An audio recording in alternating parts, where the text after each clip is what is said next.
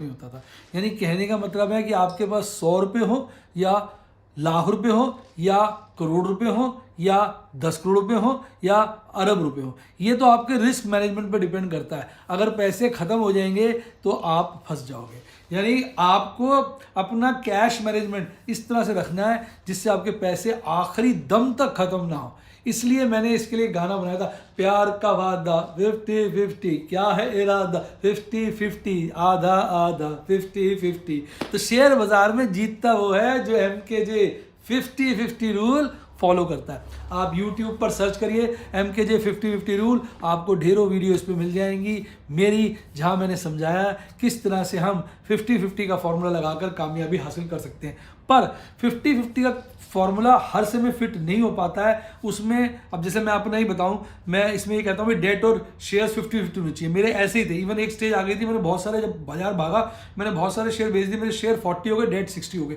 और आज धीरे धीरे डेट मेरा जो है लगभग 27-28% के आसपास है और इक्विटी 75% के आसपास है। अब यहाँ से अगर बाजार गिरता गिरता गिरता पड़ता अगर गलती से 15,000 पहुँच गया तो मेरे डेट्स जो है फिर और घट जाएंगे और इक्विटी और बढ़ जाएगी। तो मैंने अपना कैश मैनेजमेंट अच्छा किया हुआ है, यही कैश मैनेजमेंट आपको जीत दिलाता है। अब इसमें दो बातें काम करती हैं, पहला कैश मैनेजमेंट, दूसरा आप किस तरह से फॉल पर शेयर्स इकट्ठे कर रहे हो। आपको अपना पोर्टफोलियो देखना होता है, आपको देखना होता है उसमें कौन से शेयर नहीं है।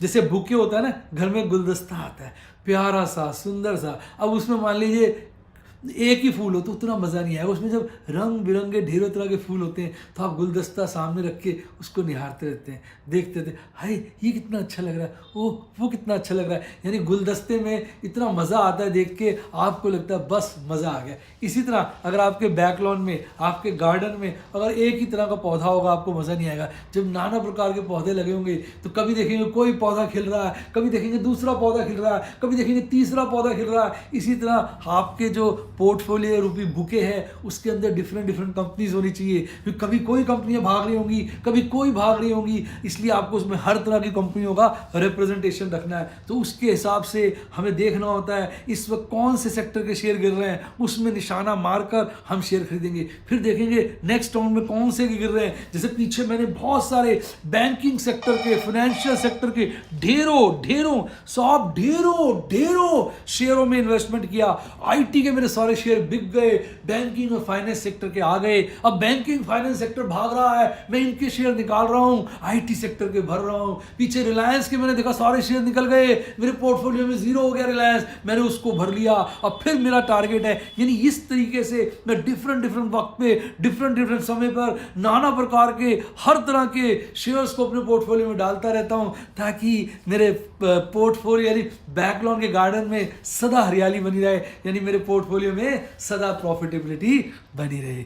तो वो तभी होता है। और अगर आप चाहें तो इसका हिस्सा बन सकते हैं, आप मेरे लाइव डेमो देख सकते हैं। इसके लिए आप मेरे व्हाट्सएप के स्टूडेंट बने 7011-323-077 7011-323-077 मेरी टीम को कॉल करिए, वो आपको स्टूडेंट बनने में हेल्प करेगी।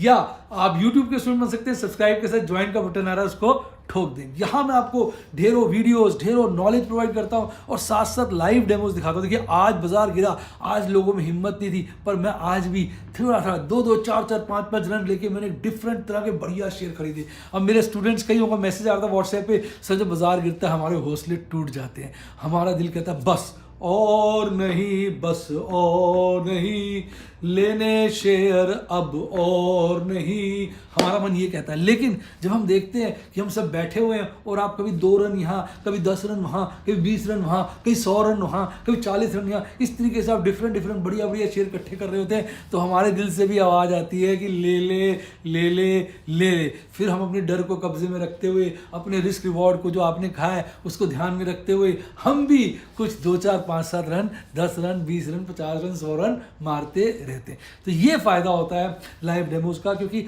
होता क्या है, we should always work like a team. क्योंकि कहते हैं जब टीम में कुछ खिलाड़ी ढीले पड़ जाते हैं तो कुछ खिलाड़ी अगर रंग जमा देते हैं, उनका देखा देखी बाकी खिलाड़ी भी रंग जमा देते हैं, यानी टीम की तरह। मैं आज की किस्सा सुनाता हूँ। आज मैं जब कर रहा था तो एक बच्चे का मैसेज है, सर फला शेयर आप नहीं ले रहे। मैंने कहा यार ऑर्डर डाला हुआ है, आया ही नहीं, मैं क्या करूँ। और वो भी आज नहीं आया, पर आज दूसरे वाले आ गए, कहते सर आज तो कई सारे शेयर आपने नए खरीद लिए। मैं कहा यार वो जो तुम कह रहे थे जिसका जिक्र करते ऑर्डर डाला हुआ है, आ जाएगा नहीं सर। फिर मैं कहा आ जाएगा।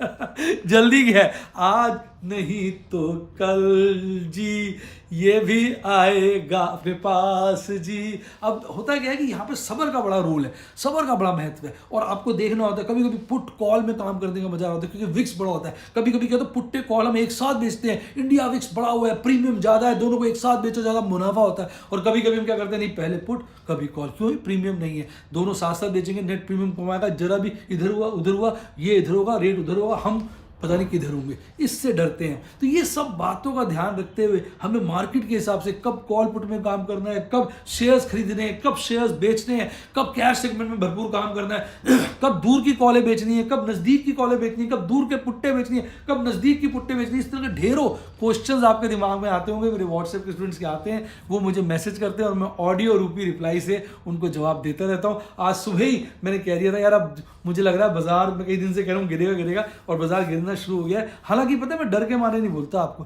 पता तो मुझे बहुत कुछ होता है, मेरे दिल से भगवान के आशीर्वाद से, प्रभु की कृपा से आवाज़ें आती है कि अब ये होने वाला है, और 95% ठीक होती है। लेकिन यार मैं डरता हूँ। होता क्या यार, आप लोग अप्रिशिएट नहीं कर पाते। अब मैंने कभी कहा था बाजार 6000 आएगा, अब भाई 6000 नहीं आया, 7.5 आ गया ना, तो उसमें खुश हो जाओ। किसने सोचा था 7.5 आएगा? अब कोई बच्चे कहते थे यार 6000 नहीं आया, दूसरा बच्चा कहता है पागल है तू, सर ने 6 कह दी तो लकड़ी ठोक दी, 6 ही आएगा, 7.5 आके कम था, तूने 7.5 पे लिया।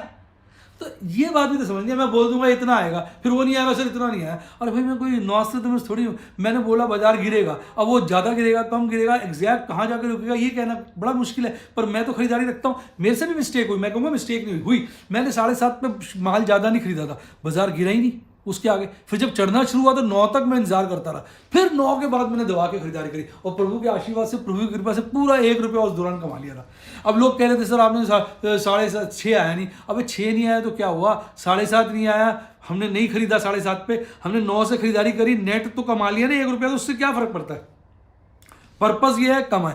अब मैं धीरे धीरे क्या कर रहा हूँ, पहले मुझे पता लग जाता था ये हो रहा है, लेकिन मेरे दिल से आवाज़ लेट आती थी, मतलब मुझे डर लगता था। अब मैं उस डर पे काबू पा रहा हूँ, क्योंकि डर के आगे क्या होती है, जीत। अब आप ईमानदारी से बताइए, क्या मुझे दिल खोल के बताना चाहिए कि अब बाजार में ऐसा मुझे लगता होगा, फिर क्योंकि आप क्रिटिसाइज करते हैं फिर मैं चुप हो जाता हूँ, मैं कहता हूँ यार खामखा बच्चे इतना बोल देते हैं। आपका क्या विचार है, मुझे दिल खोल के बताना चाहिए या डरते डरते कांपते कांपते बताना चाहिए? आप ये बात कमेंट में ज़रूर लिखिए, क्योंकि उसके हिसाब से तो मैं सोचूंगा। हालांकि मैं पूरा दिल खोल के तो बता नहीं पाता, मैं इशारे करता हूँ, फिर गाना गाता हूँ, समझने वाले समझ गए, जो ना समझे है ना समझे वो अनाड़ी है।